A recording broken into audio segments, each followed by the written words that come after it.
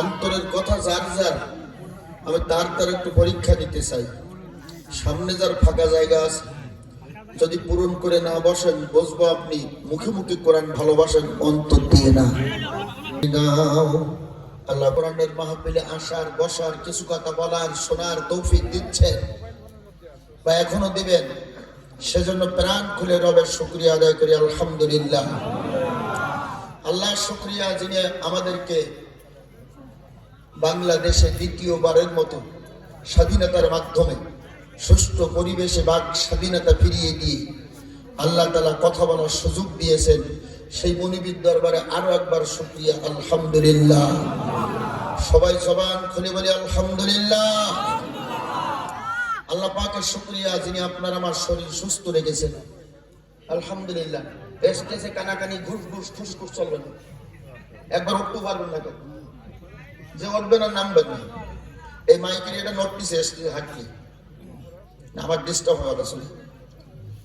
আল্লাহ পাকের শুকরিয়া, যিনি আপনাকে আমাকে সুস্থ রেখেছেন। আলহামদুলিল্লাহ। জোরে বলুন আলহামদুলিল্লাহ। গত 2 সপ্তাহ আগে আমার এক চাচা স্ট্রোক করেছিল। ডাক্তারখানায় নিয়ে যাওয়ার পরে আমি তখন মাহফিলে ছিলাম, লালমনিরহাট হাতিবান্ধা। আমার কাছে ফোন দিয়েছে, এরকম অবস্থা, একটা ইনজেকশন দিতে হবে।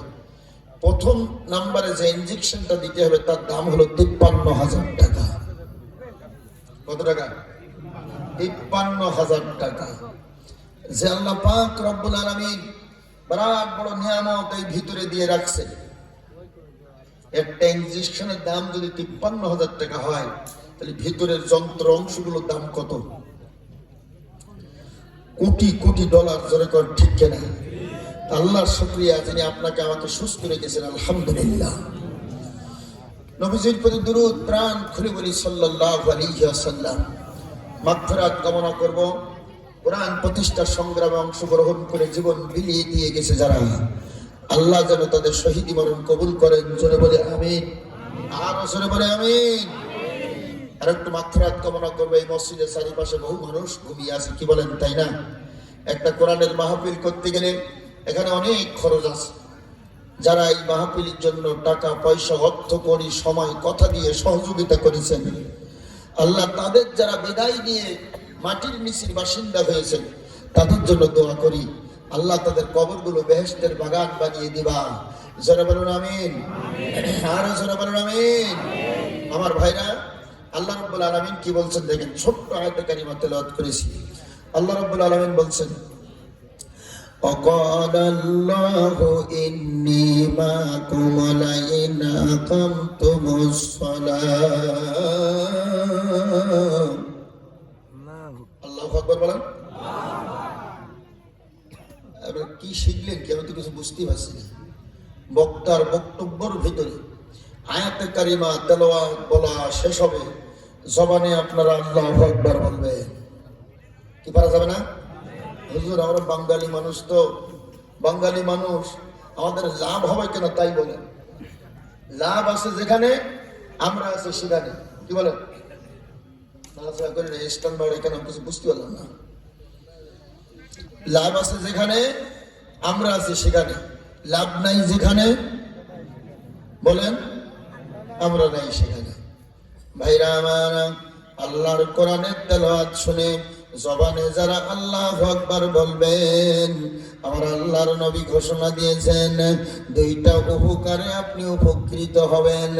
1 নম্বর উপকার হলো, নবী আমার বলেন, ও সাহাবীরা, জবানে যারা তেলাওয়াত শুনে আল্লাহু আকবার বলবে, আমার আল্লাহ তাআলা ওই দেহের ভিতরে বড় কোন রোগ দিয়ে পরীক্ষা নিবে না। যদি রোগ হয়ে যায়, নবী আমার ঘোষণা দিয়েছেন, আল্লাহ চিকিৎসার ব্যবস্থা করে দিবেন। আর জোরে। 2 নম্বরে আল্লাহ নবী আমার বলেন, জবানে যারা আল্লাহু আকবার বলবে, আমার আল্লাহ তাআলা প্রত্যেকটা মানুষের চেহারার মধ্যে একটা জ্যোতি আছে, মৃত্যুর আগ পর্যন্ত এই চেহারার জ্যোতি নষ্ট হবে না। জোরে বলুন আল্লাহু আকবার। তাহলে আমি যখন আয়াতে কারিমা তেলাওয়াত শেষ হবে, আপনারা জবানে কি বলবেন? মনে থাকবে তো? শুধু কি আজকের এই মাহফিলে? যত জায়গায় মাহফিল শুনবেন, যত জায়গায় কোরআন তেলাওয়াত শুনবেন, সব জায়গায় এই কথাটি আমল করার জন্য চেষ্টা করবেন। পারা যাবে না? দেখি আপনারা একটু প্র্যাকটিস করেন। وقال الله إني معكم لئن أقمتم الصلاة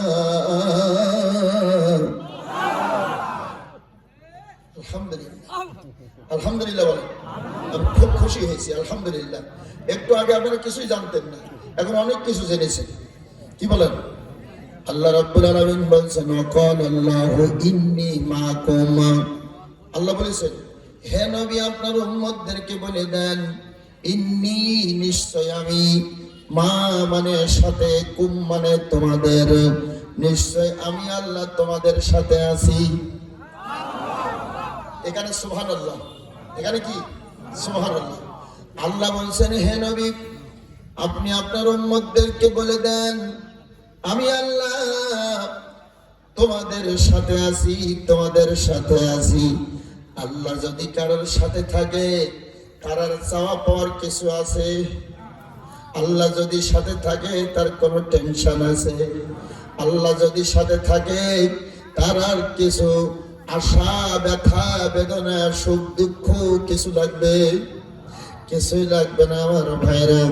কোন একজন কবি বলেছেন, আল্লাহ এত সুন্দর করে তুমি সৃষ্টি করলা, তুমি যদি আমাকে জাহান্নামের আগুনে ফেলে দাও, একবারও আমি তোমার উপরে রাগ করব না। তবে তোমার কাছে আমার দাবি হলো, যেই জাহান্নামে তুমি দেবা, ওই জাহান্নামে আমার সাথী হয়ে আমার সাথে থাকবে। আচ্ছা, আল্লাহ যদি জাহান্নামের সাথী হয়ে থাকে, তো জাহান্নাম কি জাহান্নাম থাকবে? আর কথা বলা থাকবে? ভাইরা আমার, এই জন্য আল্লাহ বলছেন, বান্দারে আমি তোমার সাথে আছি। সুবহানাল্লাহ বলুন।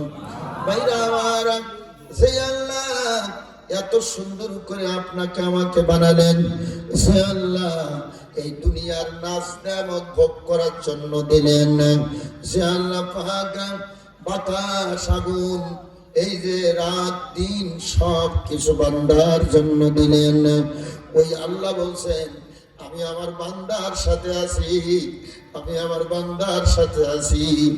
আমার যেই বান্দারা 5খানা কাজ করবে, জোরে কোন কয়খানা?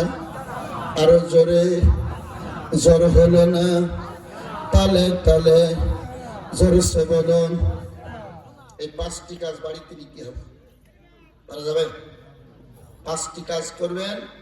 আল্লাহ বলেছেন ওয়াকাল আল্লাহু ইন্নী মাআকুম, নিশ্চয় আমি আল্লাহ তোমাদের সাথে আছি।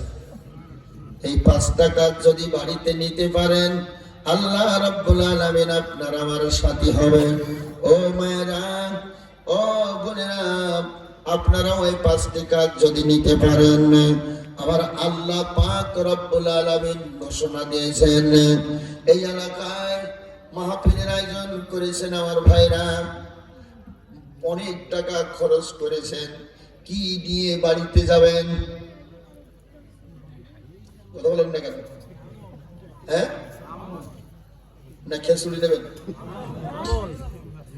আমার ভাইরা, কিছু আমল নিয়ে যেতে হবে। এজন্য কোরআনের মাহফিলে কিছু আমলের কথা বলতে চাই। আল্লাহ বলছেন, বান্দারে 5টি কাজ যদি করো, আমি আল্লাহ তোমার সাথে আছি। আল্লাহর কথা সদা সত্য, না ভেজাল আছে? জোরে বলেন। কিছু কিছু লোক বলে ভেজালও আছে, নাউজুবিল্লাহ বলেন। যারা এই চিন্তা চেতনা করে তাদের কপাল পুড়িয়েছে, তাদের কপাল জাহান্নামী হবে, ঠিক না? কোন ভেজাল আল্লাহর কথায় আজও পর্যন্ত দুনিয়ার কোন মানুষ বের করতে পারে নাই। ভাইরা, এই জন্য মাঝে মাঝে বলি, ভেজালের যুগ চালিয়েছে ভাই, সে তাই ফেরাবে আখি। পাটেতে দেয় পানি, ওজনেতে ফাঁকি, ফাঁকিতে মিশিয়েছে জম্মের ফাঁকি। ধানে চালে দিতি চলেছে ভেজাল, ভেজাল সরিষার তেলে। রসগোল্লা যদি কিনে খাও, ছানা নাই তাতে মেলে। আটায় ভেজাল, চিনিতে ভেজাল, আটায় ভেজাল, চিনিতে ভেজাল, ভেজাল দুধকে মিশে মানুষের যত খাদ্য ছিল পরিণত হলো বিষে। সাহিত্যিক ভাই ভেজাল, সাহিত্যিক ভাই ভেজাল, গল্পে মুখরিত করে বই। গোয়ালা গোপনে দুধ চুরি করে পেতেছে ভেজাল দই। ভণ্ড পীরার আধা মৌলবি, ভণ্ড পীরার আধা মৌলবি, ভেজালে বসন্তারা অশিক্ষিত নর নারীদের করেছে ইমানহারা। এইভাবে আর কতকাল ভেজালকে নিবি রবি। তাই বলি ভাই জাগরে সবাই, আল্লাহর কোরআনকে বুকে ধরি। তাই বলি ভাই জাগরে সবাই, আল্লাহর কোরআনকে বুকে ধরি। জোরে বলেন ঠিক কিনা? আমার ভাইরা, আল্লাহ রাব্বুল আলামিন ভেজাল মুক্ত একটা কিতাব আমাদের কাছে দিয়েছেন। দুনিয়ার সব কিতাবের মধ্যে জগা খেসুড়ে পাকানি আছে, কিন্তু আল্লাহর কোরআনের ভিতরে কোনো জগা খেসুড়ি নাই। জোরে কোন ঠিক কিনা? আমার ভাইরা, আমি যদি একটু ইংরেজি একটা বানান করি আপনারা বুঝতে পারবেন। MOTHER কি হয়? মতি হচ্ছে কি হয়? আসলে উচ্চারণটা মতিয়ার, আমরা বলি কি মাদার। মাদার হতে গেলে এ থেকে লাগবে, তাই না? দেখেন বানানের সাথে উচ্চারণের মিল নাই, তার মানে হলো জগা খেসুড়ে পাকাইনে। বাংলায় চলে যান, পদ্মা বানান করেন, পদ হয়, আকার উচ্চারণটা কি হয়? পদ্মা। আপনি উচ্চারণ করছেন কি পদ্মা? কি বলেন? কি উচ্চারণ করছেন? পদ্মা উচ্চারণ করছেন, যে পদ্মা সেতু। হ্যাঁ আমার ভাইরা, জাতির জনক, জাতির জনক হযরত ইব্রাহিম আলাইহিস সালাতু ওয়াস সালাম সেতু। জোরে বলুন সুবহানাল্লাহ। তাহলে বাংলার ভিতরেও ভেজাল পাকানো আছে একটা কিতাব, সেই কিতাবের মধ্যে কোনো ভেজাল নাই। সেটা হলো যালিকাল কিতাবু লা রাইবা ফি হুদাল লিল মুত্তাকিন। আর আল্লাহ ডাক দিয়ে বলছেন, এমন একটি কিতাব যে কিতাবের মধ্যে কোনো সন্দেহ নাই, যে কিতাবের মধ্যে সন্দেহ লেশ মাত্র নাই। এই কোরআন আমি আল্লাহ পাঠিয়েছি। এই কোরআনের পক্ষে যারা থাকবেন, কোরআনের কথা যারা বলবে, কোরআন যারা মানবে, কোরআন যারা পড়বে, কোরআনের মাস রমজান মাসে আল্লাহর কোরআন যারা তেলাওয়াত করবে, এই কোরআন তাদের পক্ষে সুপারিশ করবেন। আস্তে করবেন, আরো জোরে বলেন ঠিক না? ভাইরা আমার, আমরা আল্লাহর কোরআনের পক্ষে থাকতে চাই। আল্লাহর কোরআন নাজিল হয়েছিল রমজান মাসে, আর একদিন বাদে রমজান মাস। আগামীকালকে এতক্ষণ আপনি তারাবি পড়িয়া ঘুমাইয়া গেছেন, কারণ সেহরি খাইতে উঠতে হবে। এই রমজান মাসে আল্লাহর কোরআনের পক্ষে থাকবে। আল্লাহর কোরআনের বিপক্ষে যারা কথা বলে, আল্লাহর কোরআনের বিরোধিতা যারা করবে, আল্লাহর কোরআনের অপমান যারা করবে, আমরা প্রতিবাদ করার জন্য সামনে এগিয়ে যাব। রাজি আছেন কে কে? দোকানে হাত তুলে দেন।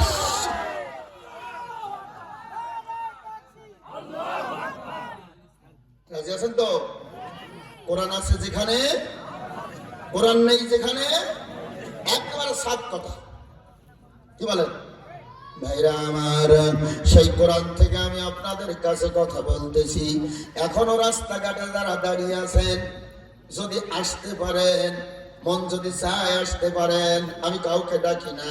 কারণ আল্লাহর কোরআন থেকে কথা বলবো। আমি একমাত্র বক্তা, আমি কোনো হাবিজাবি কথা বলি না আলোচনার ভিতরে। আমার ভাইরা, কোরআন আর হাদিস দিয়ে কথা বলবো। যদি না আসেন কালকে সকালে আফসোস করবেন যে হায় রে, আমি মুসলমানের সন্তান, ওখানে কোরআনের আলোচনা হচ্ছিল, যদি একটু শুনতাম তাহলে আমার জীবন ধন্য হতো। একটি ঘন্টা কোরআনের আলোচনা শুনলে পরে 60 ঘন্টা দাঁড়িয়ে দাঁড়িয়ে নফল ইবাদত করলে যে সওয়াব হয়, ওই পরিমাণ সওয়াব তার আমলনামায় দেওয়া হয়। কয় ঘন্টা?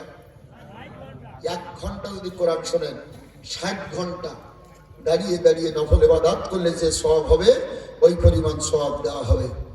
যেই জায়গায় বসে কোরআন শুনতেছেন, এই জায়গাটা আপনার কাছে মনে হচ্ছে মাটি, এই জায়গাটা আরো নিচে এরকম 7টা তবক জমিন আছে। আল্লাহর নবী বলেন, এই জমিনে বসে যারা কোরআন তেলাওয়াত শুনবে, এই 7 তবক জমিন পর্যন্ত যত মাটি আছে, এই মাটি তার জন্য কিয়ামতের ময়দানে আল্লাহ পাক রব্বুল আলামিনের দরবারে সুপারিশ করবে।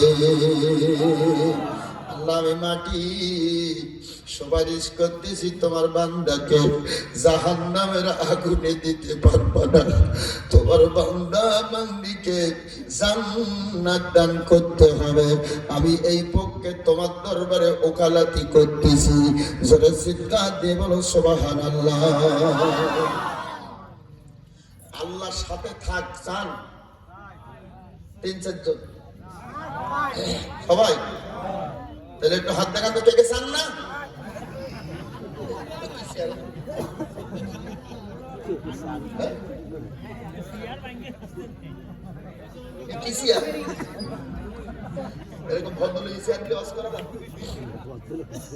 ভাইরা আমার, সব সময় আল্লাহ আপনার সাথে থাকবে। আপনি আশ্চর্য হয়ে যাবেন যে কোরআনে এই ওয়াজও আছে, আল্লাহ সব সময় সাথে থাকবে। সুবহানাল্লাহ বলুন। ভাইরা আমার, আপনি যখন রাতের বেলা ঘুম পড়বেন, তখন বুঝি আল্লাহ আপনার সাথে থাকবে না? তাহলে আল্লাহ কোন জায়গায় থাকে? তাও কিন্তু কোরআনে বলা হয়েছে,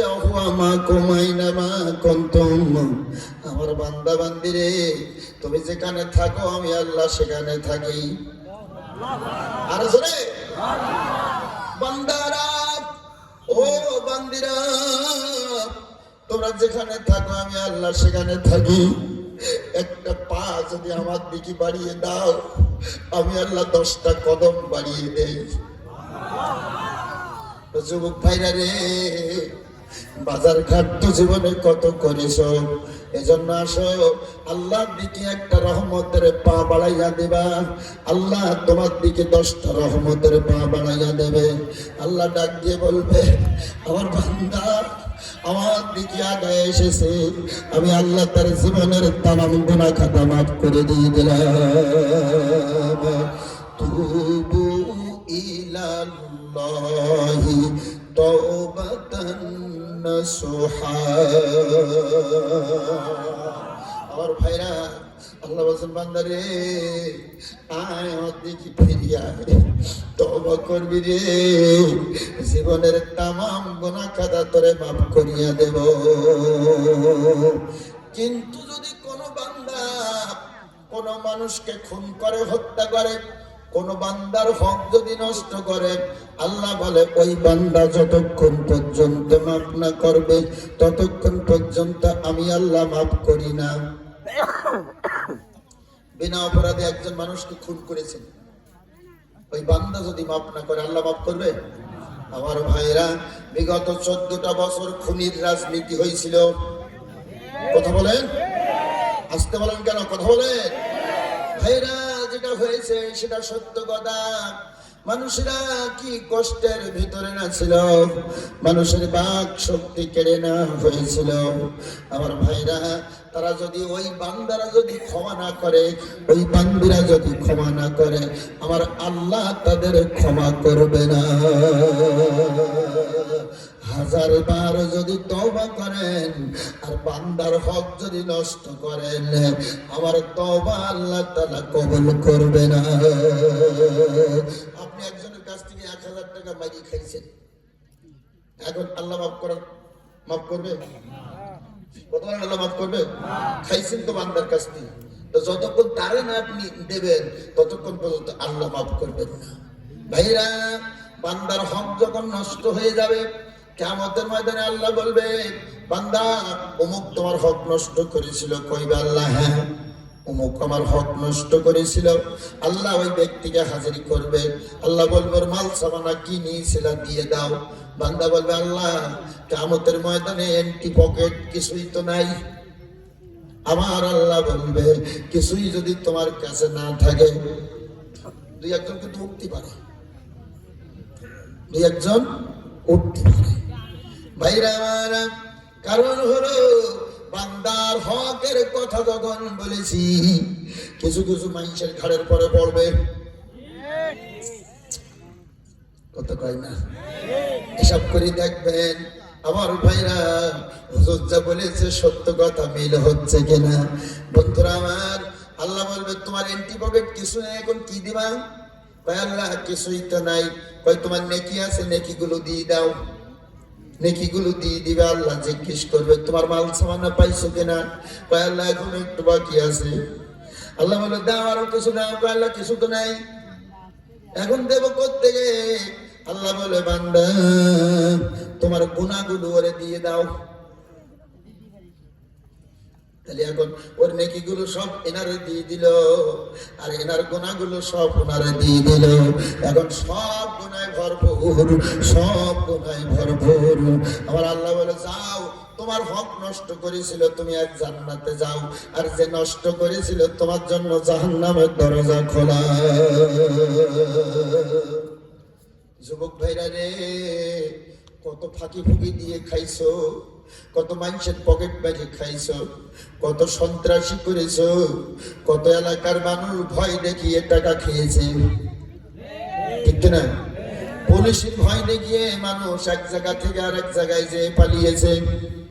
এই যে ওজিয়ার ভাই, কি বলতে না, আপনাদের এলাকায় পালিয়েছিল আমার ভাইরা, আপনাদের এলাকায় সে পালিয়েছিল সাতক্ষীরার থেকে।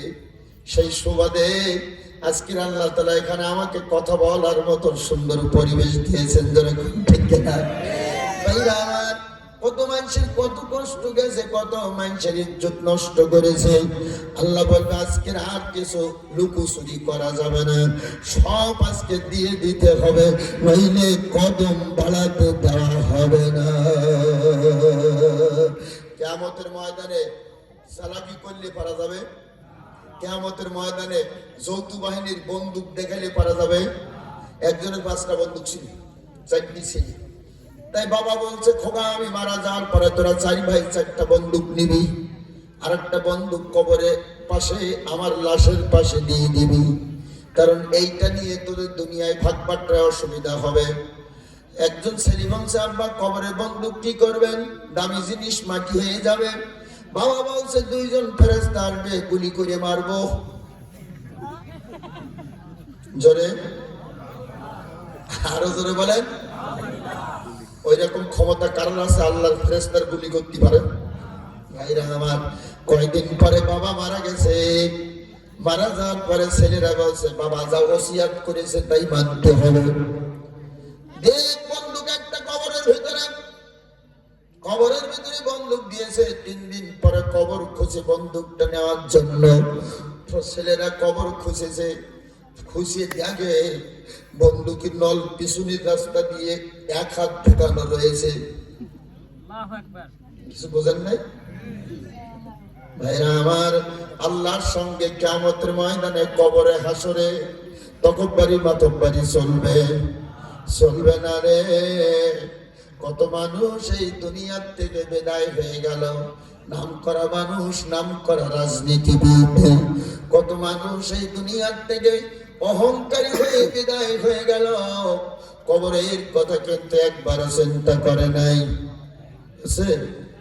কবরের কথা একবারও চিন্তা করে নাই।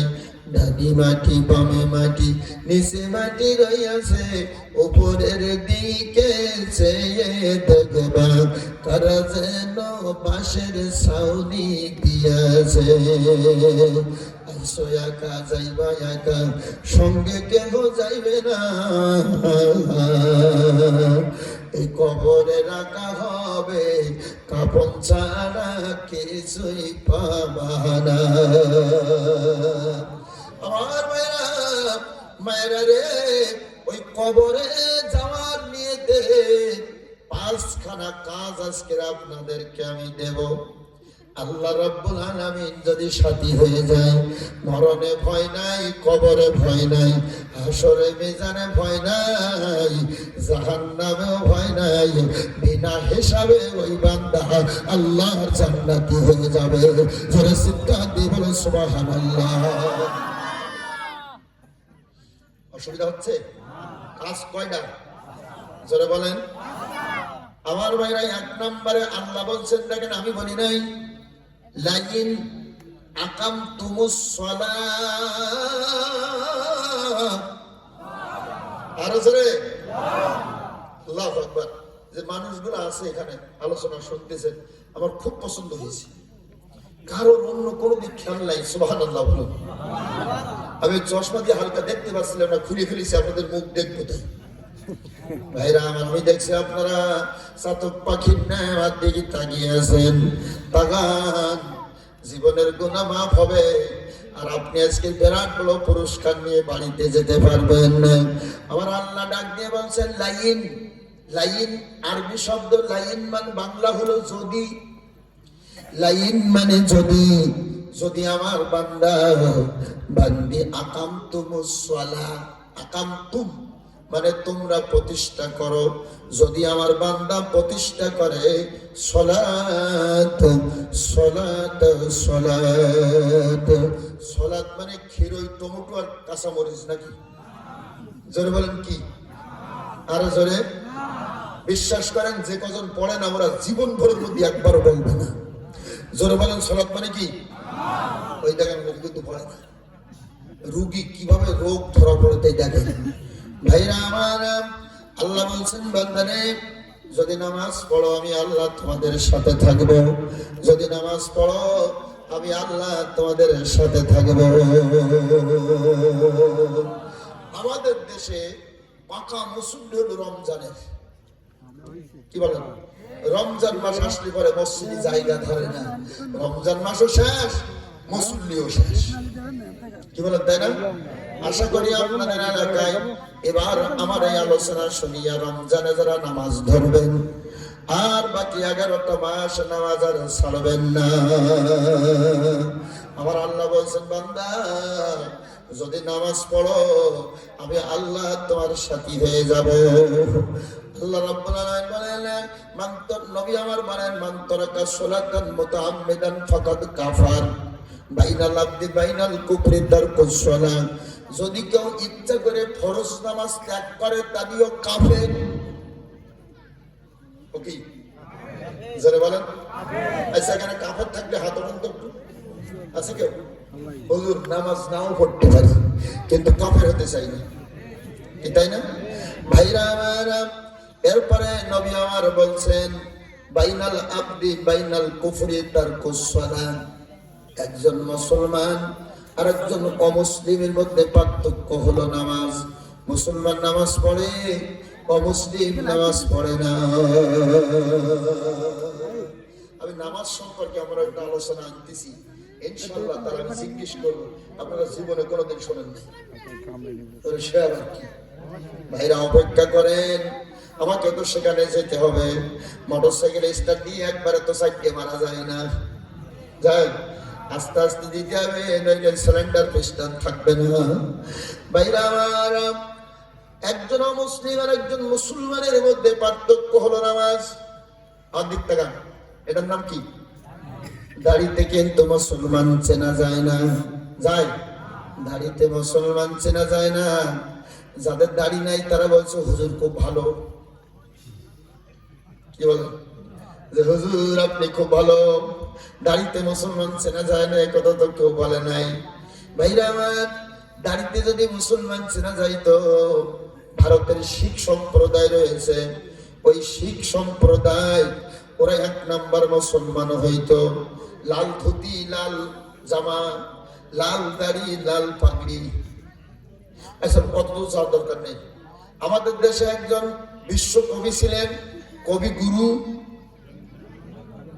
বলেন, বিশাল আকারের দাড়ি ছিল, যেমন ছিল দাড়ি তেমন ছিল মোষের বাহার, ভীষণ মোষ, কিছু খাইলে মোষ ওষা করে খাইতে হইতো, ঠিক কিনা ভাইরা? তাহলে কবিগুরু রবীন্দ্রনাথ ঠাকুর কি মুসলমান? কথা বলেন না না না, কবিগুরু রবীন্দ্রনাথ ঠাকুর মুসলমান। উনি আমাদের জাতীয় কবি কাজী নজরুলকে বলেছিলাম, ওগো কবি কাজী নজরুল, জীবনে মস্ত বড় করেছো ভুল, দাড়ি না রেখে রেখেছো বাবুরি চুল। কি বলেন, তাই না? কিন্তু নজরুল এই কথার উত্তর দিয়েছিলেন, সেটা শুনেছেন? হ্যাঁ, নজরুল কিন্তু কথার উত্তর দিয়েছিলেন। নজরুল বলেছিলেন, কবিগুরু রবীন্দ্রনাথ ঠাকুর, মুখেতে রাখিয়া দাড়ি উল্লাস করিতেছ ভারী, বেহেশতের করো কি আশা, আমার খোদা কি তোমার বাবুই পাখি, তোমার ওই দাড়িতে বাঁধিবে বাসা। সেখান থেকে রবীন্দ্রনাথ ঠাকুর আর কোনোদিন কবি কাজী নজরুলের সামনে মুখ উঁচু করে কথা বলতেন না। আমাদের জাতীয় কবি কাজী নজরুল এমনই একজন কবি ছিলেন, উনি লিখেছেন কবিতা, মসজিদেরই পাশে আমার কবর দিও ভাই, যেন গর্ভতে মুয়াজ্জিনের আজান শুনতে পাই। আমার, আমি নামাজের কথা বলতেছিলাম। আল্লাহ তাআলা বলেছেন, বান্দা নামাজ পড়বা, আমি আল্লাহ তোমার সাথী হয়ে যাই। নামাজ কয় ওয়াক্ত? জোরে বলেন, হাত উঁচু করে দেখান। কয় ওয়াক্ত? একটু সাক্ষী মারেন। 5 ওয়াক্ত, কারণ মাথা চলবেন না। হ্যাঁ, নামাজ কয় ওয়াক্ত? 5 ওয়াক্ত। আমার প্রশ্ন হলো, মাগরিবের ফরজ নামাজ কয় রাকাত? মাগরিবের ফরজ নামাজ কেন 3 রাকাত? 4 রাকাত হইলে তো পারত। কথা কই না? মাগরিবের ফরজ নামাজ আসলে ছিল 4 রাকাত। কয় রাকাত? আসলে ছিল 4 রাকাত। কেমনে এই নবীর উম্মতের পরে হইল 3 রাকাত? আজকের এই ঘটনাগুলো আমি বলে দেব, যাতে নামাজের প্রতি আপনার মহব্বত বেড়ে যায়। মসজিদের ইমাম সাহেব ভাইরা, কেউ আছেন একটু হাত তুলে বলতে পারবেন, মাগরিবের নামাজ আসলে 4 রাকাত ছিল, 3 রাকাত পড়তেছি কি কারণে? খুব কম আমরা জানা। কি বলেন ভাইরা আমার? ঈশার নামাজ কয় রাকাত? জোরে বলেন। ঈশার নামাজ কেন 4 রাকাত? ফজরের নামাজ কয় রাকাত? সারা রাত ঘুম পড়ে থাকবেন, ফজরের সময় উঠিয়া তো 16 রাকাত পড়লে ভালো হতো। আল্লাহ কেন এই সময় 2 রাকাত নামাজ দিলেন না? সারাদিন কাজ করবেন, কাজ করার পরে জোহরের নামাজ কয় রাকাত? বিরাট লম্বা বড় একটা সময়। এই সময় তো নামাজ আল্লাহ তাআলা 8 রাকাত বানাইলে পারত। জোহরে কেন 4 রাকাত? আসরে কেন 4 রাকাত? মাগরিবে কেন 3 রাকাত? এই প্রশ্ন কি কোনোদিন আপনাদের মনে জেগেছে? শুধু ভোট দিয়ে দেয় পড়ি। কি বলেন? শুধু ভোট দিয়ে দেয় পড়ি। ভাইরা আমার, আমি কিতাব থেকে আপনাদের কাছে এক এক করে বলবো, আল্লাহ যেন আমাদের সকলকে তৌফিক দান করেন। জোরে বলে আমিন। আরো জোরে বলে আমিন। আরো জোরে বলে আমিন। জোহর গেল কাজে কর্মে, জোহর গেল কাজে কর্মে, আসর মাগরিব পড়লাম না, ঈশা গেল অলসতায়, ফজরে ঘুম ভাঙল না। কয়েক কইছে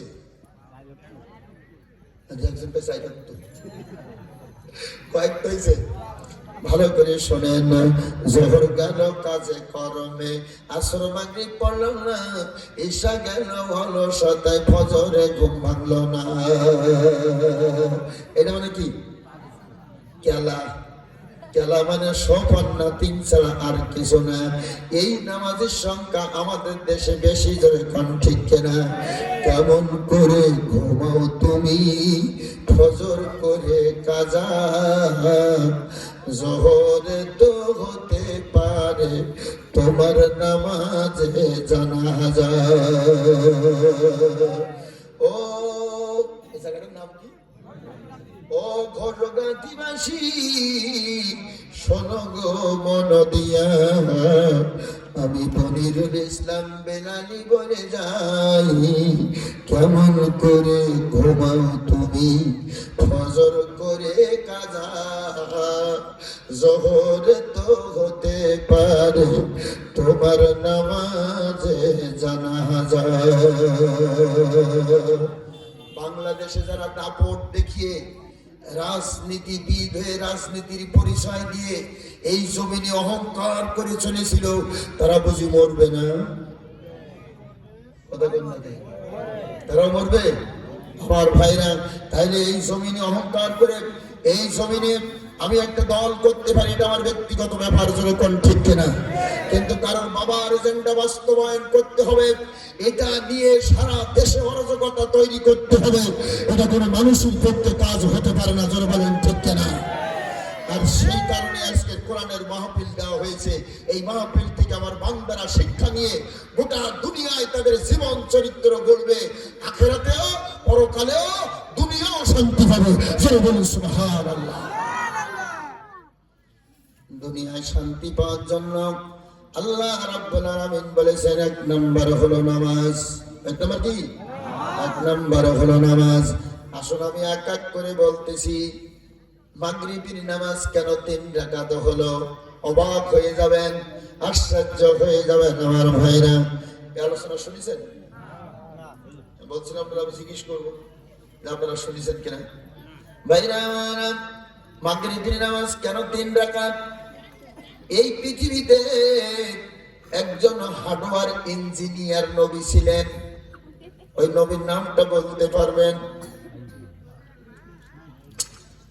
বাংলাদেশের মধ্যে নাকি অন্য কোন দেশে আসলো? ভাইরা আমার, বিরাট লম্বা একটা উপজেলা, শালিকা উপজেলা, পূর্ব পশ্চিম লম্বা। কি বলেন? ওই খাজুরা বাস স্ট্যান্ড থেকে কালীগঞ্জের একেবারে শেষ সীমানায় ঢুকলে আপনাদের শালিকা উপজেলা শেষ, তাই না? আর এদিকে হলো বাগারপাড়া শেষ, এটা হলো আপনাদের শালিকা উপজেলা। ভাইরা রে, আসেন আসেন আসেন আসেন, আমি আপনাদের কাছে আরজ করব, এই পৃথিবীতে যত ইঞ্জিনিয়ার আছে, এই ইঞ্জিনিয়ারদের বাবা একজন নবী ছিলেন। ওই নবীর নাম হলো হযরত দাউদ আলাইহিস সালাতু ওয়াস সালাম। আমার নবী বলেছেন, দাউদ নবীকে যদি আল্লাহ তাআলা হার্ডওয়্যার ইঞ্জিনিয়ার না বানাইতেন, এই পৃথিবীতে কোনো ইঞ্জিনিয়ার তৈরি হতো না। সর্বসেরা সর্বশ্রেষ্ঠ হার্ডওয়্যার ইঞ্জিনিয়ার হলেন দাউদ নবী, জোরে বলুন সুবহানাল্লাহ। ভালো করে শোনেন, দাউদ নবী একদিন আল্লাহ পাকের কাছে বলছেন, আল্লাহ, এই লোহা কঠিন ধাতব পদার্থ, এটা যখন আমি হাতে রাখি পানির মতো গলিয়া গলিয়া পড়িয়া যায়, যা ইচ্ছা তাই বানাতে পারে। সুবহানাল্লাহ বলেন। এখন একটা মাইকের স্ট্যান্ড বানাবেন, দাউদ নবী হাতে লোহা নিয়ে গালাইয়া বানাইয়া ফেলে। সুবহানাল্লাহ বলেন। দাউদ নবী একদিন বলছে, আল্লাহ, তুমি আমারে এত মুজিজা দান করেছো, লোহাকে আমার বশীভূতি বানাইয়া দিয়েছো, বিরাট বড় ঢাল বানাবে জিহাদের ময়দানে। দাউদ নবী লোহা হাতে নিয়ে গালাইয়া ঢাল তৈরি করে ফেলেছে।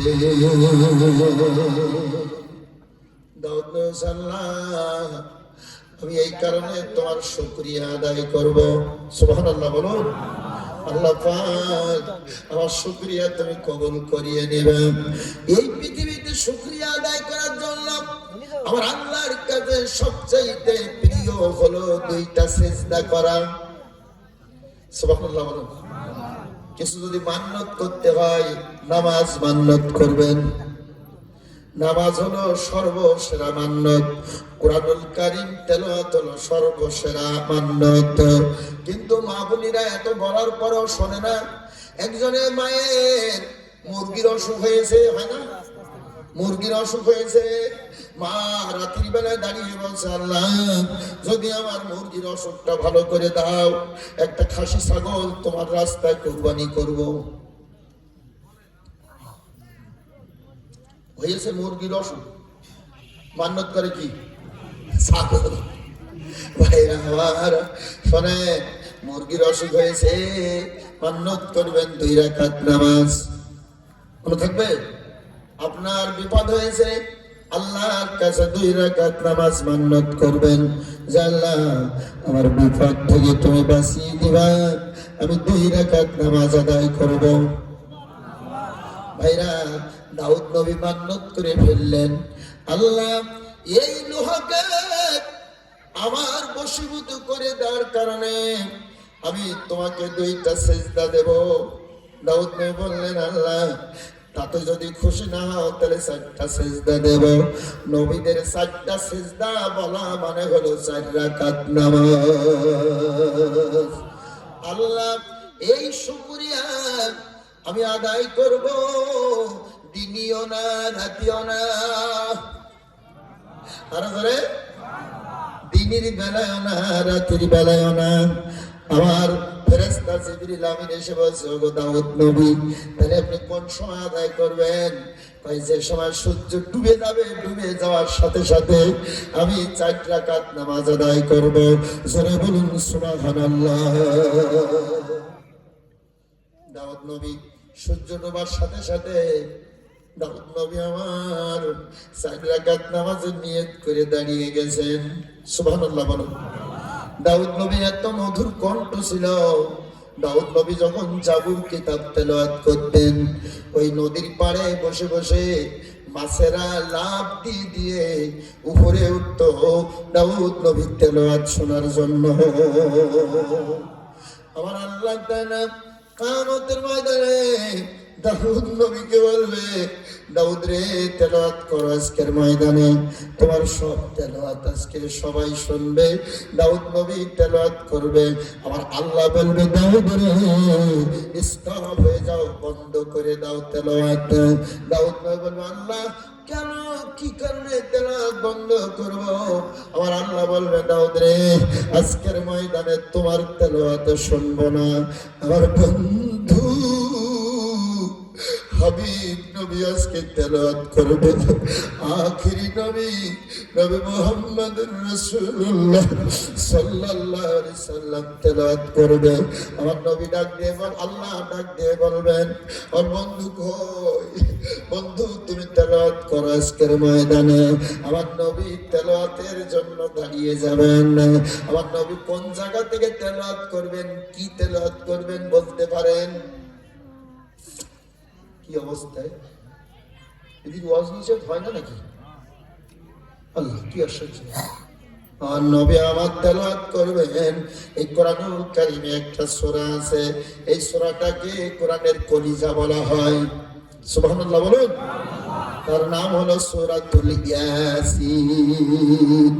আল্লাহর নবী আমার বলেন, যদি কেউ একবার সূরা ইয়াসিন তেলাওয়াত করে, 10 বার কোরআন খতম করলে যে সওয়াব হয়, ওই পরিমাণ সওয়াব তার আমলনামায় দেওয়া হয়।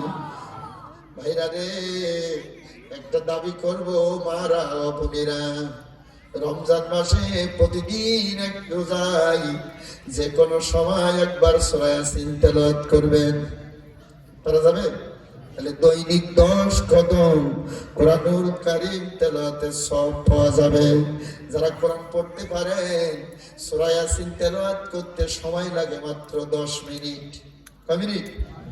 10 মিনিট না, একটু বেশি লাগুক, 15 মিনিট, না হয় 20 মিনিট, না হয় আধা ঘন্টা। কি বলেন? প্রত্যেক রমজানে, প্রথম রমজানে সূরা ইয়াসিন তেলাওয়াত করবেন আধা ঘন্টা ধরে, দ্বিতীয় রমজানে আধা ঘন্টা, তৃতীয় রমজানে আধা ঘন্টা সূরা ইয়াসিন তেলাওয়াত করবেন। হুজুর কি লাভ হবে? আল্লাহর নবী কিয়ামতের ময়দানে সূরা ইয়াসিন তেলাওয়াত করবেন। আল্লাহ বলবেন নবী হে তেলাওয়াত করো, আমার নবী তেলাওয়াত করবেন ইয়াসিন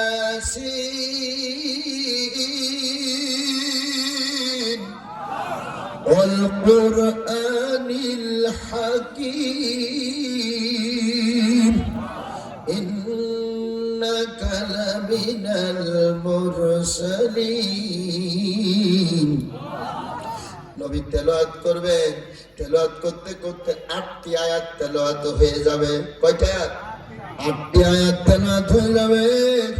আর আল্লাহ ডাক দিয়ে বলবে দোস্ত তেলাওয়াত আর করা লাগবে না, 8টি আয়াত তেলাওয়াত করেছেন আপনার উম্মতের জন্য আমি আল্লাহ 8খানা জান্নাতের দরজা খুলে দিয়েছি।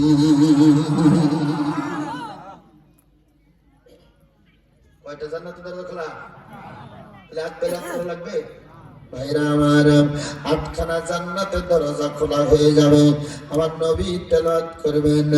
দাউদ নবীর এত মধুর কণ্ঠ ছিল, তেলাওয়াত শুনে মাছেরা পাগল হয়ে যাইত। ওই দাউদ নবী নামাজের নিয়ত করে তেলাওয়াত শুরু করে দিয়েছেন। আরো জোরে দাউদ নবী তেলাওয়াত করে প্রথম রাকাত নামাজ আদায় করেছেন, দ্বিতীয় রাকাত নামাজ আদায় করেছেন। খুব ভালো করে শোনেন, জীবনে কিন্তু কোনোদিন শোনেন নাই। দ্বিতীয় রাকাতে বৈঠক করা লাগবে, 4 রাকাত নামাজের নিয়ত, দ্বিতীয় রাকাতে বৈঠক করেছেন। বৈঠক করিয়া তৃতীয় রাকাতের জন্য দাউদ নবী উঠে দাঁড়িয়ে গেছেন। সুবহানাল্লাহ বলেন। দাউদ নবী নামাজের ভিতরে তেলাওয়াতে এত পরিমাণ কান্না, চোখের পানি বের হচ্ছে। আল্লাহ আমার শুকরিয়া তুমি কবুল করবা কিনা জানি না। আল্লাহ আমি তোমার শুকরিয়া আদায়কারী বান্দা হতে চাই। দাউদ নবী তৃতীয় রাকাতে রুকু করেছেন, একটা সিজদা দিয়েছেন, দ্বিতীয় নাম্বার সিজদা দিয়েছেন। চতুর্থ রাকাতের জন্য উঠে দাঁড়াবেন, না দাঁড়াইয়া উনি বৈঠকের শেষ বৈঠকের জন্য বসে পড়েছেন। নামাজ হলো কয় রাকাত? এখন বৈঠকে আত্মেহাত পড়া লাগবে, দুরূদ শরীফ পড়া লাগবে, দোয়া মাসুরা পড়া লাগবে। দাউদ নবী পড়িয়া ডানি সালাম ফেরাইছেন, বামে সালাম ফেরাইছেন। সুবহানাল্লাহ বলেন। জিবরিল আমিন ফেরেশতা পিছন দিকে দাঁড়ানো আছে। দাউদ নবী রে নামাজের নিয়ত করেছিলেন কয় রাকাত? কয় 4 রাকাত। দাউদ নবী পড়েছেন কয় রাকাত? বলছে পড়েছি 4 রাকাত। জিবরিল আমিন বলছে দাউদ নবী আপনি 4 রাকাত নামাজের নিয়ত করিয়া 3 রাকাত নামাজে সালাম ফিরিয়েছেন। যেই বলেছেন জিবরিল আমিন 3 রাকাত পড়েছেন, দাউদ নবী আল্লাহু আকবার বলে মাটিতে সিজদায় পড়ে গেছে। আমার আল্লাহ ডাক দিয়ে বলছেন এ জিবরিল আমার দাউদ নবীকে মাথা উঠাতে বলো। জিবরিল আমিন বলছে দাউদ আপনি মাথা উঠান। দাউদ নবী বলছে না না না আমি জমিন থেকে মাথা উঠাবো না, আমি 4 রাকাত নামাজের নিয়ত করেছি, কেন 3 রাকাত পড়লাম এই বুঝ আমি নিজের কাছে দিতে পারি না। এ জিবরিল দাউদ নবীকে 2টা শুভ সংবাদ শোনাইয়া দাও। আরো জোরে। 1 নাম্বার শুভ সংবাদ হলো ও দাউদ যে 3 রাকাত নামাজ আদায় করেছেন, 4 রাকাত নামাজের নিয়ত করিয়া আমার আল্লাহ তাআলা 4 রাকাত নামাজ পড়লে পরে যত না খুশি হইতেন তার চাইতে বেশি পরিমাণ খুশি আমার আল্লাহ তাআলা হয়ে গেছে। 2 নাম্বার শুভ সংবাদ হলো দাউদ রে মাথা উঠান, আমার আখিরি নবীর পরে 5 ওয়াক্ত নামাজ ফরজ করিয়া দেব। যেহেতু এই নামাজটা আপনি সূর্য অস্ত যাওয়ার পরে আদায় করেছেন, আমার বন্ধুর উম্মতের পরে আমি মাগরিবের নামাজ বানাইয়া দেব। এটা আপনি 3 রাকাত পড়িয়েছেন, আমার আখিরি নবীর উম্মতের পরে এটা 3 রাকাত সাব্যস্ত করিয়া দেব। দাউদ রে আদায় করার জন্য নামাজ আদায় করেছো। এই দুনিয়ায় যারা শুকরিয়া আদায়কারী হবে তারা যেন মাগরিবের নামাজ খানা আদায় করে। আচ্ছা, আমরা শুকরিয়া আদায়কারী বান্দা হতে চাই? কে কে চাই হাত দেখা? আল্লাহ এ হাতগুলা শুকরিয়া আদায়কারী বান্দা বানাইয়া নিবা। আল্লাহ এ হাতগুলাকে আল্লাহ তোমার খাঁটি বান্দা বান্দি বানাইয়া নেবা। জোরে বলুন আল্লাহুম্মা আমিন। আর জোরে বলুন আল্লাহুম্মা আমিন। আমার ভাইরা শুকরিয়া আদায়কারী বান্দা হবেন, কিন্তু মাগরিবের নামাজ পড়বেন না। তাহলে কি শুকরিয়া আদায়কারী হওয়া যাবে? কথা বলে আমার ভাইরা। এখন একটু হাত দেখান তো, তাহলে মাগরিবের নামাজ পড়বেন কে কে? আল্লাহু আকবার। তাকাইয়া দেখেন একজনও বেনামাজি নাই। দুই হাত উঁচু করেন, দুই হাত উঁচু করেন। আল্লাহ একটু হাত দেবেন না। আল্লাহ এই হাতগুলাকে তুমি শুকরিয়া আদায়কারী বান্দা বানাইয়া নেবা। আল্লাহ এই হাতগুলাকে দাউদ নবীর সঙ্গে হাসর নাসর করাইবা। এই হাতগুলাকে আল্লাহ কিয়ামতের ময়দানে বিনা হিসাবে জান্নাত দেবা। জোরে বলুন আল্লাহুম্মা আমিন। আপাতত বোঝা গেল মাগরিবের নামাজ পড়বে না এমন কেউ এই এলাকায় নাই। অন্তত একক তো হোক, কি বলেন ভাইরা আমার? 5 ওয়াক্ত নামাজের বর্ণনা যদি আমি দেই, আপনারা অবশ্যই বলবেন যে হুজুর নামাজ আর ছাড়বো না। আমার ভাইরা, দাউদ নবীকে জিবরিল আমিন বলছেন, দাউদ নবী মাথা উঠান। দাউদ নবী মাথা উঠাইলেন, চোখে দরদর করে পানি ছাড়তেছে। সুবহানাল্লাহ বলেন। আমার আল্লাহ বলছে, জিবরিল দাউদ নবীকে বলে দাও, যারা দাউদ নবীর মতো দুনিয়ায় মাগরিবের নামাজ কানা পড়িয়া চোখের পানি ছাড়তে পারবে, দাউদ নবীকে যেমন পুরস্কার দেওয়া হয়েছিল আমার আখিরি নবীর উম্মতকে ওই রকম একই পুরস্কার দেওয়া হবে।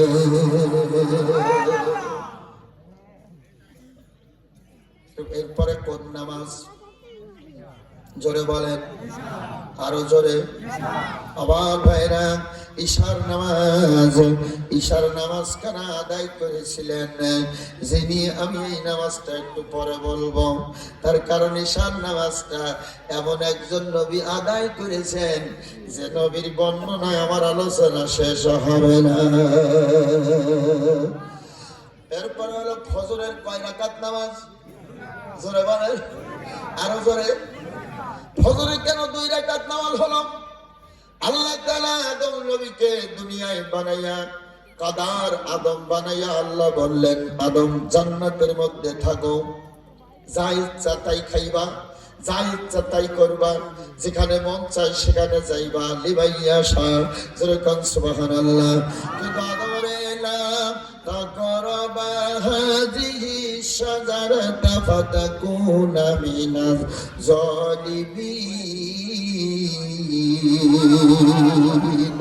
আদম রে, জান্নাতের মধ্যে একটা নিষিদ্ধ গাছ আছে, ওই নিষিদ্ধ গাছের ফল যেন তুমি ভক্ষণ করো না। ভক্ষণ করা তো দূরের কাছে, ওর কাছেও যেন যেও না। আমার ভাইরা, আদম নবী আল্লাহ তাআলা বানালেন একা আদম, একা আদমকে বানালেন। আদমের মন খারাপ। আল্লাহ বলছে, জিবরিল আমি বুঝতে পেরেছি আমার নবী আদমের কেন মন খারাপ, ওর সাথী বানানো লাগবে। যেরকম সুবহানাল্লাহ। এ জিবরিল, আদম নবী যখন ঘুমিয়ে থাকবে ওর বাম পাজর থেকে একটা হাড় টেনে বের করবা। ওই বাম পাজরের হাড় সোজা না বাঁকা? জোরে বলেন। এই জন্য আমাদের দেশের স্ত্রীরা একটু বাঁকা হয়ে যায়। রাগ করেন না, আমি কিন্তু মা জাতিকে বলি না, আমি বলেছি স্ত্রী। মা জাতিরা সোজা, কিন্তু স্ত্রী যারা হয় তারা একটু বাঁকা। আমার এই এলাকার স্ত্রীরা অনেক ভালো। যখন মারহাবা। আমি আমার এলাকার কথা বলতেছি। বাঁকা হাড়ের তৈরি, এই জন্য তারা একটু বেশি বুঝ দিলে বাঁকা হয়ে যাবে। আদম নবী ঘুমিয়ে আছে, আল্লাহ তাআলা মা হাওয়াকে 16 রূপসী যুবতী বানাইয়া রাখলেন, এমন এক জায়গায় বসাইয়া রাখলেন।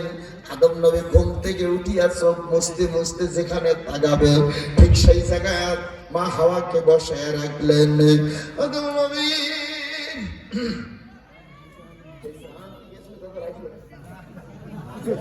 বলল গরম চা নিয়ে আসতেছে। ভাইরা আমার, আদম নবী ঘুম থেকে উঠিয়া তাকাইয়া দেখে যে একজন 16 রূপসী যুবতী বসিয়া আছে। আদম নবী কি জানে নাকি ওটা কি? কথা বলেন, জোরে কথা বলেন। আমার ভালো করে শোনেন, পৃথিবীর প্রথম নারী মানুষ আল্লাহ বানাইলেন। আদম নবী উঠে তাকাইয়া দেখে এক যুবতী মহিলা, কিন্তু আদম নবী তো জীবনে কোনোদিন দেখে নাই। আদম নবী ঘুম থেকে উঠিয়া চোখ মুছতে মুছতে ওই দিকে যাচ্ছে। সুবহানাল্লাহ বলেন। আল্লাহ বলছে, আদম ওদিকে যাও কেন? ওটা কি তুমি জানো নাকি? আল্লাহ না, তা তো জানি না। তাহলে ওদিক যাও কেন? আল্লাহ মনের মধ্যে টানে। সুবহানাল্লাহ বলেন। আর যারা বলেন সুবহানাল্লাহ। এই জন্য পুরুষ জাতিরা নারী দেখলে মনটা টানে, ঠিক কিনা? লজ্জা বলতে পারছেন না নাকি? আমার ভাইরা, গোপনে গোপনে অনেক কিছু হয়ে যায় যে কথাটা মুখে বলা যায় না, যেরকম ঠিক কিনা? অনেক যুবক আফসোস করে, আরে জীবনে বিয়ে করলাম, একটা চেহারাবান মেয়ে পাইলাম না। কথা বলেন না কেন? এক দাদা বয়স হলো 95 বছর। আচ্ছা, 95 বছর বয়স, দাদার আর এহকাল পরকাল কিছু আছে? মাজাটা পূজা হয়ে গেছে। সাতক্ষীরা সরকারি মহিলা কলেজের সামনে দিয়ে একটা কাঠের লাঠি নিয়ে যাচ্ছে। যাওয়ার সময় ওই কলেজ ছুটির সময় হয়েছে। যেই ছুটি হয়েছে এতক্ষণ কিন্তু কাঠের খুঁটি লাঠি লইয়া মাজারটা কুজু দিয়ে আস্তে আস্তে যাইতেছিলেন। যেইটাকে কলেজ ছুটি, লাঠিটা দিয়ে মাজার সোজা হয়ে গেছে। দাদা ওদিকে তাকান কেন? ভাই এখন তো তাকাই লাগবে, আমার মাজা কুজা থাক, সবচেয়ে বেরিয়ে যায়। ভাইরা আমার, আকর্ষণ কে দিয়েছেন? শোনেন, আল্লাহর নিয়ামত। আল্লাহ যদি নারীর প্রতি পুরুষের আকর্ষণ না দিতেন, আর পুরুষের প্রতি নারীর যদি আকর্ষণ না দিতেন, ও যুবক ভাইরা, বিয়ে করার প্রশ্ন আসতো না। আল্লাহ যদি আবেগ না দিতেন, তাহলে কেউ রাজি আসেননি পরের মাইয়া বাড়িতে আনিয়া তার কাপড় চোপড়, খাওয়া দাওয়া, ঔষধ পাতি সব দেওয়া লাগবে। আপনারা কি ভূতি কামড়িয়েছে নাকি? কি বলেন, তাই না? ভাইরা আমার, আকর্ষণ কে দিলেন? আবার আল্লাহ তাআলা আকর্ষণ দিলেন। আদম নবী বলছে, আল্লাহ যাইতেছিলাম মনের টানে। আল্লাহ বলছে, তোমার জন্য এটা হারাম। এটা কি? এটা তোমার জন্য হারাম। আমি আল্লাহ এখনো হালাল করি নাই। আমি আল্লাহ আজকের নিজে কাজী হইয়া মা হাওয়াকে তোমার সাথে বিয়া দিয়ে দেব। আদম নবীর বিয়ে পড়াইছিলেন কে? জোরে বলেন, আর জোরে। আর আল্লাহ তাআলা আদম নবীকে বিয়া পড়াইলেন। বিয়া পড়াইয়া আল্লাহ বললেন, আদম দুইজনে একই জায়গায় থাকবা, জান্নাতের ভিতরে ওই নিষিদ্ধ গাছের ফল যেন খেও না। বিরাট লম্বা চড়া ঘটনা। আজাজিল শয়তান মা হাওয়াকে আমার ভাইরা প্রলোভন দেখিয়েছে। আজাজিল শয়তান জান্নাতের ভিতরে ঢুকে ওই গন্ধম গাছ, নিষিদ্ধ গাছের কাছে বসে বসে আদম শয়তান কাঁদতেছে। মা হাওয়া বলছে, কে তুমি? এই জান্নাতের ভিতরে তো কান্নার জায়গা না, এখানে কেন কাঁদতেছ? শোনান ভালো করে। কাঁদতেছি এই কারণে, আল্লাহ তোমাদের নিষিদ্ধ করেছেন এই গাছের ফল ভক্ষণ করতে। কেন জানো? বলছে, না তা তো জানি না। এই গাছের ফল ভক্ষণ করলে চিরদিন জান্নাতে থাকবা, তাই কিন্তু আল্লাহ নিষিদ্ধ করে দিয়েছে। মা হাওয়া বলছে, তো সাংঘাতিক ব্যাপার, তো তুমি কে ডাকো? আমি তোমার লোক। আমি কার লোক? আমি তোমার লোক। আমার ভাইরা শয়তান যারা, তারা বলে আমি তোমার লোক। যেই কাছের থেকে দূরে চলে যাবে সেই বলবো, ওরা ঘায়েল করার জন্য আমি গেছিলাম। দুনিয়ার অবস্থাটা সেরকম না, ওরা ঘায়েল করার জন্য আমি গিয়েছিলাম। এত সুন্দর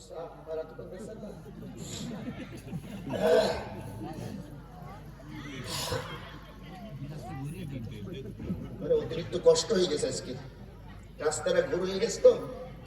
তারপরে এক এক দিনই এক এক জেলায় মাহফিল। এই একটা না সেই 20 ফেব্রুয়ারির পর থেকে এক এক দিন এক এক জেলায়, আজকে 28 তারিখ, 8 দিনে 8 জেলায় মাহফিল। আবার আমার চাকরিও আছে, আমি এক কামিল মাদ্রাসার ভাইস প্রিন্সিপাল। কষ্ট তো হওয়ারই কথা, কি বলেন? কিন্তু আমার মুরব্বী বাবাজিরা যারা আছেন, যদি একটু দোয়া করি আপনি, তাহলে মনে হয় কষ্ট থাকবে না। কি দোয়া করবেন তো? সকলে বলেন আমিন, আরো সবাই বলেন আমিন। আমার আল্লাহ রাব্বুল আলামিন এইবার হাওয়া বলতেছে, এ আজাজিল, তাহলে কি করা লাগবে? তাহলে এই গাছের ফল খাও, চিরদিন থাকতে পারবা এখানে।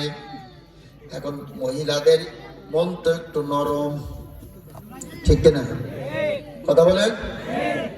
একজন বলছে, হুজুর আপনি তো বলেন মহিলাদের মন নরম, আমার স্ত্রী মাজায় কাপড় পেঁচাইয়া তারপরে লেগে বলে কড়াশালি কড়া ভাতে দিকাই দেখাই দিচ্ছি। কি বলে?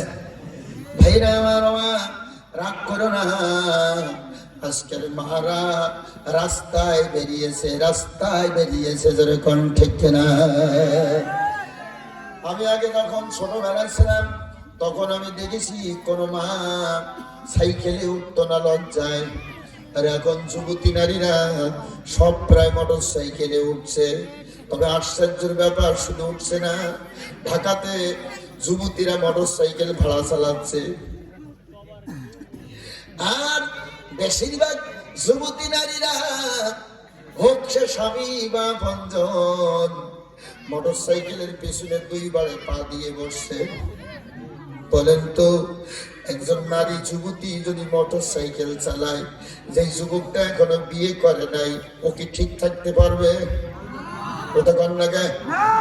তাহলে শুধু যুবকদের তো দোষ দিলে হবে না, হবে? যুবকদের তো দোষারোপ করলে হবে না। যুবতী যদি মোটর সাইকেল ভাড়া চালায়, তাহলে না দোষ চেহারার যুবকরা বলবে, তোর পিছনে প্যাসেঞ্জার হয়ে গেলাম, যত টাকা লাগে দেব, আমার নিয়ে চল। এখনো যুবতী মোটর সাইকেল চালায়, আর যুবক মনে মনে কয়, কি করব, ওর গলা শুকিয়ে যাবে কিনা। ভাইরা আমার, এই হলো দেশের অবস্থা। এই দেশের অবস্থা থেকে বাঁচার জন্য ও মারা একটু পর্দার ভিতরে থাকতে হবে। আমি যদি 1000 বার বলি, পর্দায় আপনারা হাসতে চাইবেন না। মারে, নবীর হাদিসটা শুনিয়া নেন। আপনার মাথার একটা চুল যেটা আপনি চিরুনি দিয়ে আশ্রাইয়া ফেলাইয়া দেন, যার কোনো দাম নাই। আল্লাহর নবী বলেন, যদি মাথার একটা চুল কোন বেগানা পুরুষে দেখে, ওই চুলটা জাহান্নামের আগুনে না জ্বালাইয়া ওই মা জাতিকে, ওই স্ত্রীকে, ওই মহিলাকে জান্নাতে দেওয়া হবে না।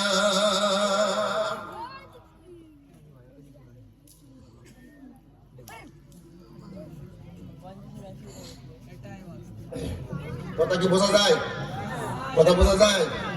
আমার ভাইরা, বন্ধুরা, ও আমার মায়েরা, এজন্য আসেন আমরা একটু চেষ্টা করব পর্দায় থাকার জন্য। যদি আমরা পর্দায় থাকতে পারি, কে খুশি হবে? আপনার জীবন ধন্য হবে। পর্দায় থাকবেন, আল্লাহ তাআলা মেজানুর রহমান আজহারীর মতো সন্তান বের করে দিবে। পর্দায় থাকবেন, মরহুম মাদপুর পিরিজপুরের কৃতি সন্তান আল্লামা দেলোয়ার হোসাইন সাইদি রহমাতুল্লাহ আলাইহির মতো সন্তান ওই মার পেট থেকে আল্লাহ বের করে দিবে।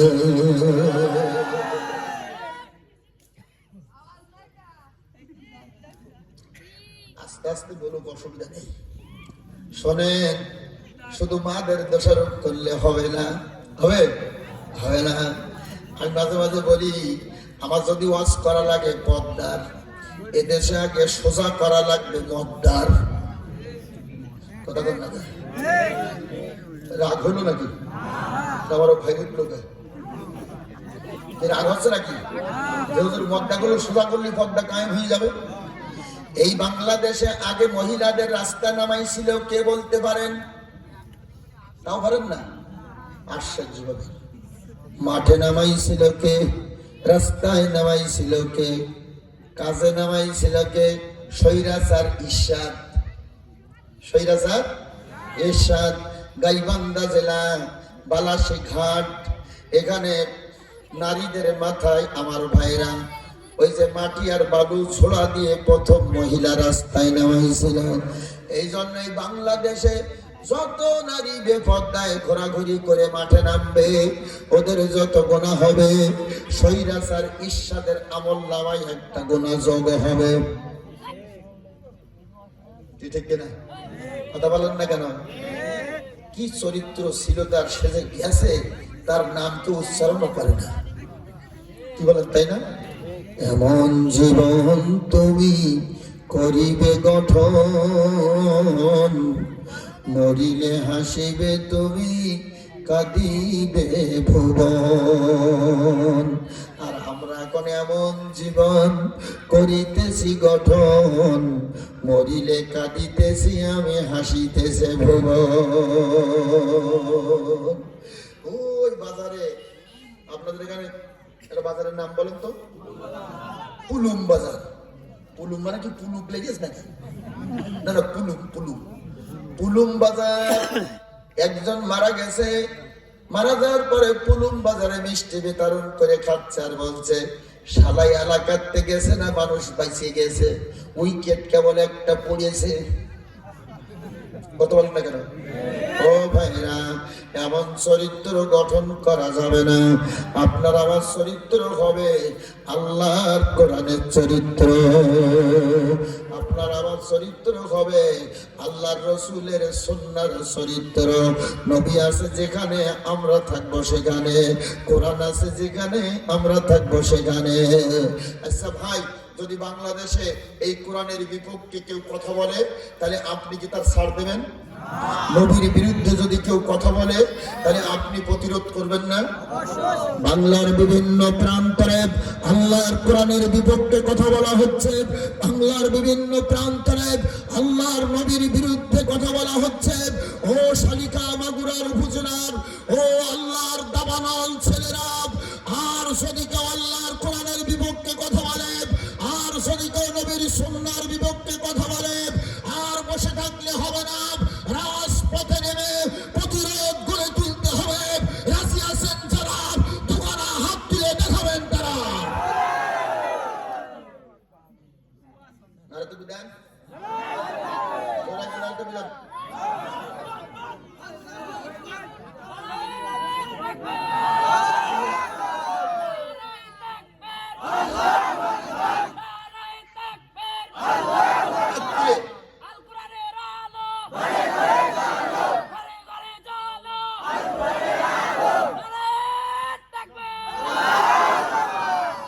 আল্লাহ আপনাদের হাতগুলো যেন জান্নাতবাসী করে, জোরে বলে আমিন।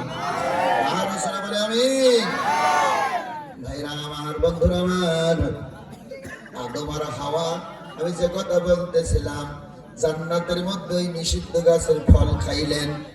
আল্লাহ রাব্বুল আলামিন তাদের দুইজন থেকে কাপড়টা খুলিয়া উলাঙ্গিনী বানাইয়া দিলেন। আদম নবী একটা গাছের ডালা ছিললেন, ওই ডালার মধ্যে পাতা ছিল 8টি। কয়টি? ওই ডালার মধ্যে পাতা ছিল 8টি। এক একটা পাতা উজনে ফেলিন বলা হয়। উজনুন মানে কান, ফেলুন মানে হাতি। হাতির কানের মতো বড় বড় এক একটা পাতা। সুবহানাল্লাহ বলেন। আদম নবী 3টা পাতা নিয়ে তারা লজ্জার স্থান ঢাকলেন। মা হাওয়াকে দিলেন 5টি পাতা। 5টি পাতা দিয়ে মা হাওয়া লজ্জার স্থান ঢাকলেন। আবার ভাইরা, আমার নবী ঘোষণা দিয়েছেন, ওই থেকে ফরমান জারি হলো, পুরুষ যারা মারা যাবে 3খানা কাপড়ে কাফন দেওয়া হবে, নারী যারা মারা যাবে 5খানা কাপড়ে কাফন দেওয়া হবে। কথা কি বোঝা যায়? আর ভাইরা, আল্লাহ তাআলা আদম নবীকে দুনিয়ার জমিনে নামাইয়া দিলেন।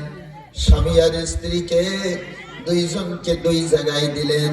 আদম নবীকে দিলেন শ্রীলঙ্কা শরণ দ্বীপে, আর মা হাওয়া আমাকে দিলেন ওই জিদ্দা বিমানবন্দরে সৌদি আরবে। 350 বছর চোখের পানি ছেড়ে কাঁদলেন।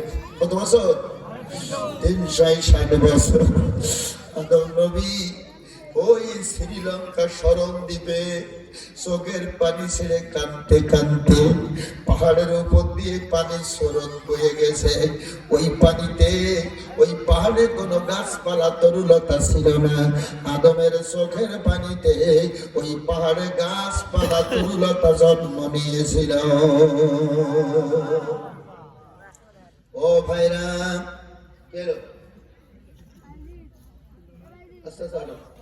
ভাইরা আমার, বন্ধুরা আমার, আদম নবী কেঁদেছিল, কিন্তু আমাদের চোখে এখন পানি নাই।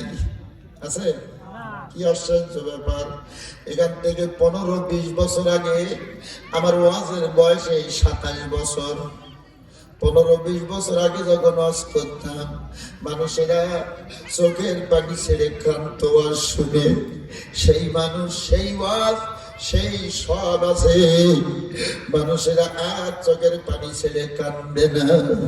আমার আল্লাহ রাব্বুল আলামিন ডাক দিয়ে বলেন, ফাতাহাজ্জাদ বিহি নাফিলাতাল লাক আসা আয়াবআসাকা রাব্বুকা মাকামান মাহমুদা।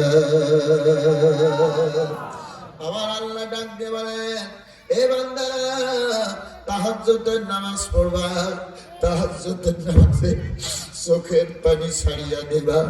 আমি আল্লাহ তাহাজ্জুদের রক্তে দুনিয়ার প্রথম আসমানে চলে আসি। আমি ডাক দিয়ে দিয়ে বলতে থাকি, কার কি লাগবে আমার কাছে চাও, যা চাইবা আমি আল্লাহ তাই দিব। যারা চিৎকার দেবেন সুবহানাল্লাহ। ভাইরা, আল্লাহর কাছে যা চাইবেন আমার আল্লাহ তাই দিবেন। আল্লাহ বলে, বান্দা আমার কাছে চাইবা আর চোখের পানি ছেড়ে কাঁদবা। ফাল ইয়াজহাকু কলিলা ওয়াল ইয়াবকু কাসীরা। বান্দারে, বেশি বেশি করে কাঁদবা, কম কম হাসবা। কাঁদলে গুনাহ মাফ হয়, কাঁদলে রূহ সাফ হয়, কাঁদলে মালিক খুশি হয়, কাঁদলে বান্দা বান্দি জান্নাতি হয়ে যায়। আমরা দুনিয়ায় কাঁদতেও চাই না। আদম নবী কাঁদলেন, আল্লাহ তাআলা তাদের মাফ করে দিলেন। কি জন্য মাফ করলেন জানেন? আদম নবী একদিন দেখে পশ্চিম আকাশে লেখা রয়েছে 2টা দোয়া। সুবহানাল্লাহ বলেন।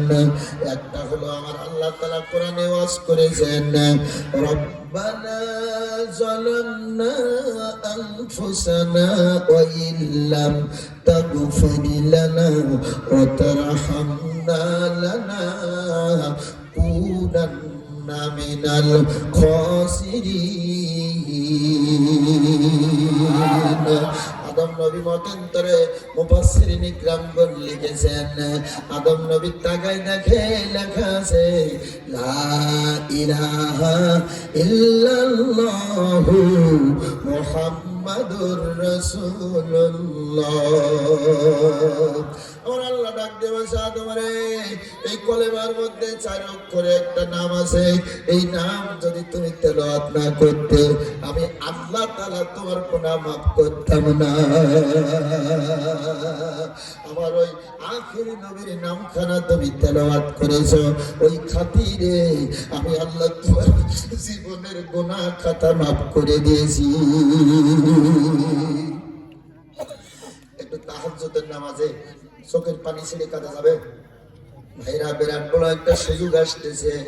আগামী কালকে যখন সেহরি খাইতে উঠবেন, আমার আম্মা জানকে, আমার বোনকে ডাক দিয়ে বলবেন, তুমি তাড়াতাড়ি খানা রেডি করো, ভাত রেডি করো।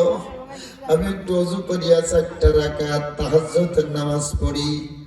আপনি একদিন পড়বেন, 2 দিন পড়বেন, আপনার স্ত্রী আপনাকে ডাক দিয়ে বলবে, স্বামী তুমি একা কেন পড়বা, আমিও পড়বো। ঠিক না? আর স্ত্রী দেখে স্বামী ভূত হয়ে ঘুমিয়ে আছে, এরকম লেপ আস্তে করে চোখের কাছ থেকে একটু সরাইয়া তাকাইয়া দেখে যে মাল ঘুমিয়ে আছে। স্ত্রী মনে করে আমি কেন উঠবো, ঠিক না? অধিকার দুজনের সমান।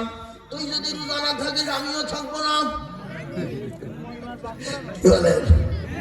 ও ভাইরা, যুবকেরা রে, আফসোস করবা আমার আলোচনাগুলো যদি মন কান দিয়ে না শোনো।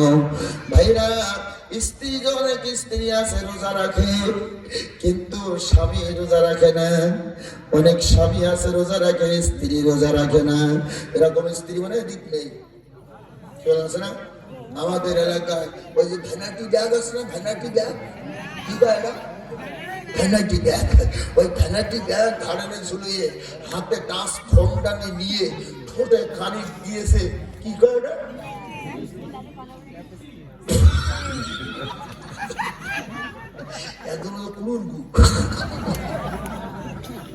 আল্লাহ, মানুষ এই এলাকায় আছে, সুবহানাল্লাহ বলেন। ঠোঁটে দিয়ে কপালে নিয়ে টিপ দিয়ে এইবার মাল ঘুরিয়ে বেড়াচ্ছে, অ্যাটেনশন দিয়ে যাচ্ছে, টাকাই দেখছে মাল আছে কোন জায়গায়, তাই না? এইরকম মা, এরকম বোন আমার মনে হয় এই এলাকায় নাই, আছে? তোমার লজ্জা থাকা দরকার। তোমার দেহ কানা পর পুরুষ দেখাইবা, দুদিন পরে তোমার ওতে কুকুরি মরবে। আসতে পান কেন? আসতে কইলে কিন্তু বলবো যে আপনাদেরটাও ঘরে, জোরে বলেন ঠিক কিনা? শোনেন, স্বামীর জন্য একটা বিরাট বড় সুযোগ। স্বামী তাহাজ্জুদের নামাজ আদায় করবে, আস্তের পরে তুমিও ওযু বানাইয়া যায় নামাজ কানা স্বামীর পাশে দিয়া তুমিও তাহাজ্জুদের নামাজ আদায় করবা। কিন্তু আল্লাহর নবী আমার বলেন, ওই স্ত্রী গো বড় ভাগ্যবতী, যে স্ত্রী তাহাজ্জুদ গুজার স্বামী পেয়েছে। আরো জোরে। কিন্তু আমাদের দেশে একটা ব্যাপার স্যাপার আছে, এলাকায় আছে কিনা আমি জানি না, মেয়েরা তাহাজ্জুদ গুজার স্বামীরে বিয়ে করতে চায় না, কি ঠিক কিনা? যারা বলেন ঠিক কিনা? মাদ্রাসায় বলে ও ছেলে আমার হবে না, আমার একটু ইয়ং ইয়ং লাগবে। আর যদি একটু দাড়ি থাকে কোন জঙ্গল চলবে না, কি বলে? কি বলে? আবার ভাইরা, দাড়িয়ালা চাচা দিয়ে কাঁচা, দাড়িয়ালা চাচা দিয়ে কাঁচা গাজাই মারে দম, নামাজ রোজার ধারদারে না চাচা ইফতার খাওয়ার জন্য। বাকি রাখবো না কিছু, কারণ কালকে রোজা হবে ইনশাল্লাহ, বলেন কালকে রোজা হবে, এজন্য প্রাণ ভরে আলোচনা শুনবেন। আমি এমনই এক বক্তা, আলোচনায় আমার ভাইরা আমি সাইড টক করতে চাই না, কারণ হলো বর্তমান আমাদের ভিতরে যে জিনিসটা চলছে সেই জিনিস নিয়ে আলোচনা করতে হবে। আর দুনিয়ার যত নবী রাসূল এসেছেন বর্তমানের সঙ্গে তাদের জীবনটা মিল করতে হবে। আল্লাহ যেন তৌফিক দান করেন, জোরে বলে আমিন।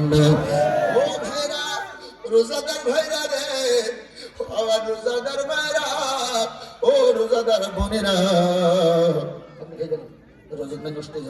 রোজাদার বোনেরা রে, হাত দুইটা ধরিয়া বলে যাব গো, সেহরি খাইতে উঠবা, 2 রাকাত 4 রাকাত তাহাজ্জুদের নামাজ পড়বা। পড়া যাবে? পড়া যাবে? আচ্ছা, একটু নিয়ত করেন তো, আগে নিয়ত করে একটু 5 জন ব্যক্তি হাত তোলেন তো, আমি দেখি কে কে পারবেন। আল্লাহু আকবার বলেন, আল্লাহু আকবার। আগে দেখো, আল্লাহু আকবার বলেন, নারে তাকবীর, নারে তাকবীর। কাজী ভাই গো, মাহফিল সার্থক আজকে, জোরে কর ঠিক কিনা? মাহফিল সার্থক। এতগুলা মানুষ যদি নিয়ত করে একটা দিন যদি তাহাজ্জুদের নামাজ পড়েন, আজকের মাহফিল আল্লাহর দরবারে কিয়ামতের ময়দানে নাজাতের উসিলা হয়ে যাবে। জোরে বলুন সুবহানাল্লাহ। ও আমার মায়েরা, ও বোনেরা, ওখানে একটু পর্দার ভিতরে আপনারা আমাকে দেখতে পাচ্ছেন, আমি কিন্তু আপনাদের দেখতে পাচ্ছি না। মারে ও বোনেরা, যারা এই জায়গায় স্বামী এসেছে আবার স্ত্রীরাও এসেছে, তারা নিশ্চিত আমার রসগুলো শুনতেছেন। ওখান থেকে আপনারা একটু হাত ওসা করেন যে হুজুর আমরাও তাহাজ্জুদের নামাজ পড়ব। আল্লাহ যারা হাত ওসা করবে তাদের দেহের মধ্যে কোনো রোগ দিবা না। আল্লাহ যারা হাত ওসা করবে তাদের প্রতি তুমি রহম করবা। জোরে চিৎকার দিয়ে বলুন আল্লাহুম্মা আমিন।